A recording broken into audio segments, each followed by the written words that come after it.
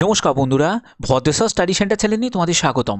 তোমাদের জন্য দারুণ একটি সুখবর, গ্রামীণ ব্যাংক রিক্রুটমেন্ট 2025, যেখানে গ্রামীণ ব্যাংকেতে তোমাদের এই নিয়োগটি করা হচ্ছে। অ্যাপ্লাই অনলাইন, তোমরা দেখতে পাচ্ছ সম্পূর্ণ অনলাইন মোডে আবেদন করতে হবে।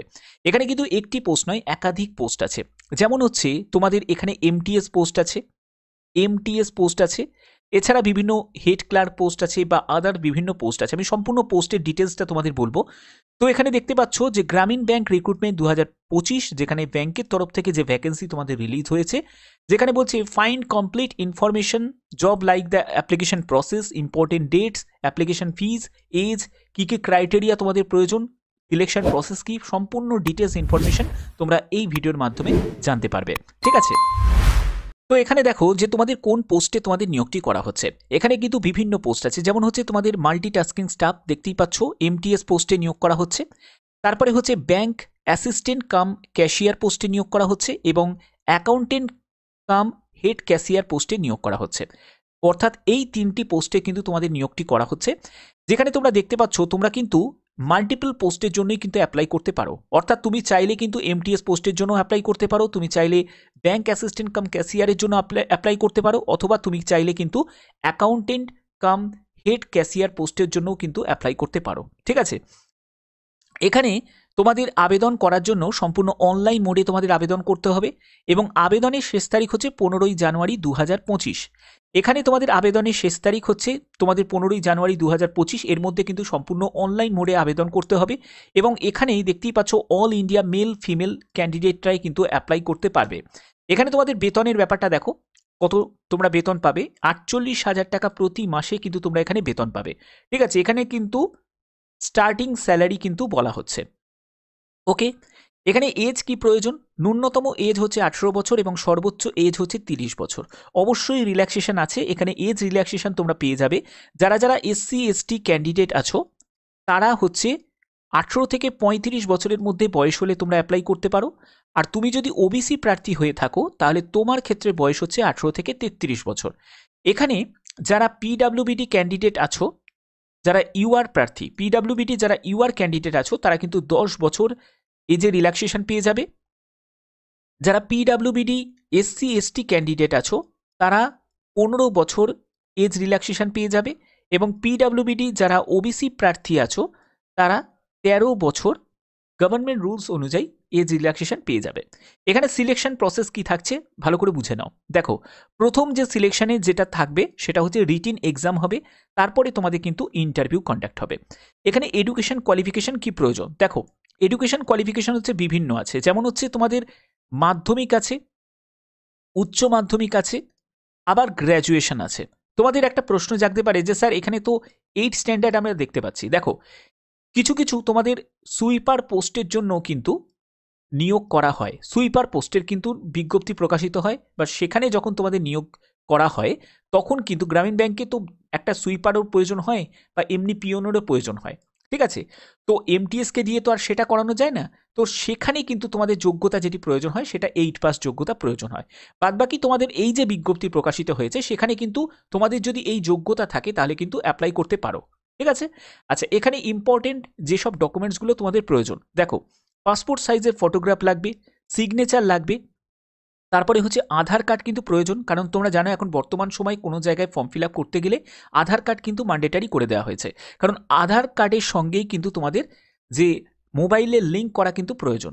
এরপরে হচ্ছে এডুকেশন কোয়ালিফিকেশন, তোমার এডুকেশন কোয়ালিফিকেশন যত অবধি আছে, তুমি যদি হায়ার কোয়ালিফিকেশনও থাকে তাহলে সেটাও কিন্তু তুমি এখানে মেনশন করতে পারো, বা তোমাদের যখন ডকুমেন্ট ভেরিফিকেশন হবে, ডিভি হবে, তখনও কিন্তু তোমাদের এটা সাবমিট করার অপশন কিন্তু তোমরা পাবে। ঠিক আছে, এরপরে হচ্ছে কাস্ট সার্টিফিকেট, অবশ্যই তোমাদের সেন্ট্রাল সার্টিফিকেট কিন্তু প্রয়োজন। এরপরে হচ্ছে এজ প্রুফ, তার জন্য তোমাদের ডেট অফ বার্থের সার্টিফিকেট অথবা তুমি মাধ্যমিকের সার্টিফিকেট অথবা মাধ্যমিকের অ্যাডমিট কার্ড। ঠিক আছে, এনি ওয়ান কিন্তু তোমাদের প্রয়োজন হবে। অর্থাৎ এই সব ডকুমেন্টস যেগুলো বললাম সেগুলো কিন্তু ম্যান্ডেটারি। এছাড়াও তোমাদের যদি আদার্স কোনো কোয়ালিফিকেশনে কোনো ডকুমেন্টস যদি থাকে সেটাও কিন্তু তোমরা ডিভির সময় তোমরা সাবমিট করতে পারো। ওকে, তো এবার দেখো হাউ টু অ্যাপ্লাই, কিভাবে আবেদন করবে। আবেদন করার জন্য বলছে candidate must read official notification. আমি অফিসিয়াল নোটিফিকেশনের জন্য অফিসিয়াল ওয়েবসাইটে ভিজিট করব, সেখান থেকে তোমাদের অফিসিয়াল নোটিফিকেশনটা তোমাদের দেখাবো। যেখানে বলা হচ্ছে অনলাইন ভ্যাকেন্সিজ ক্লিক বিলো, অর্থাৎ তোমাদের ওখানে কিন্তু অফিসিয়াল ওয়েবসাইটে তোমাদের কিন্তু অনলাইন আবেদন করার কিন্তু অপশন তোমরা পাবে। সেখান থেকে তোমাদের প্রথমে কি করতে হবে, রেজিস্টার করতে হবে। রেজিস্টার করার জন্য সম্পূর্ণ ডিটেলস ইনফরমেশন, যেখানে তোমাদের পার্সোনাল ডিটেলস, এডুকেশন ফিজ, এগুলো কিন্তু সম্পূর্ণ তোমাদের ভরতে হবে। তারপরে কিন্তু তোমাদের একটা রেজিস্ট্রেশন কমপ্লিট হবে এবং তোমাদের পরবর্তী যে প্রসেস যেটা থাকবে সেটা হচ্ছে ফটোগ্রাফ এবং সিগনেচার, সেটা কিন্তু তোমাকে আপলোড করতে হবে। এবং এখানে তোমাদের কি কি প্রয়োজন, দেখো এখানে যেটা বলা হচ্ছে সেটা হচ্ছে অনলাইন যখন তুমি আবেদন করবে সেখানে কিন্তু তোমাদের যে বিভিন্ন মাধ্যমে কিন্তু তোমরা আবেদনমূলক পে করতে পারবে। এখানে আবেদন কিন্তু শুরু হয়ে গেছে, অ্যাপ্লাই অনলাইন দেখতে পাচ্ছ অলরেডি স্টার্টেড, শুরু হয়ে গেছে। 15ই জানুয়ারি 2025 হচ্ছে তোমাদের আবেদনের শেষ তারিখ, ঠিক আছে। তো এখানে দেখো তোমাদের ইম্পর্টেন্ট যে লিঙ্কগুলো, সেখানে কিন্তু তোমাদের এই যে অ্যাপ্লাই অনলাইনে যে ক্লিক হেয়ার যে অপশনটা তোমরা দেখতে পাচ্ছ এবং অফিসিয়াল নোটিফিকেশনের একটা অপশন দেখতে পাচ্ছ, সেখান থেকে ডাইরেক্ট তোমাদের ভিজিট করতে হবে এবং সেখান থেকে তোমরা কিন্তু আবেদন করতে পারবে। তো এখানে তোমরা দেখতে পাচ্ছ যে আমি একদম অফিসিয়াল ওয়েবসাইটে ভিজিট করেছি। তোমাদের এই যে নিয়োগটি করা হচ্ছে সেটা হচ্ছে গ্রামীণ ব্যাংক মেঘালয় কোঅপারেটিভ ব্যাংকের তরফ থেকে। তো এখানে তোমাদের যে এখানে তোমরা দেখো যে এখানে তোমাদের টোটাল শূন্যপদ কতগুলো আছে। এখানে টোটাল যে শূন্যপদ আছে সেটা হচ্ছে 75, 75টি মতো টোটাল শূন্যপদে নিয়োগ করা হচ্ছে এবং এই সব পোস্টগুলোতে তোমাদের নিয়োগটি করা হচ্ছে মেঘালয় কোঅপারেটিভ অ্যাপেক্স ব্যাংকের তরফ থেকে, ঠিক আছে। সম্পূর্ণ গ্রামীণ ব্যাংকে এই নিয়োগটি হচ্ছে।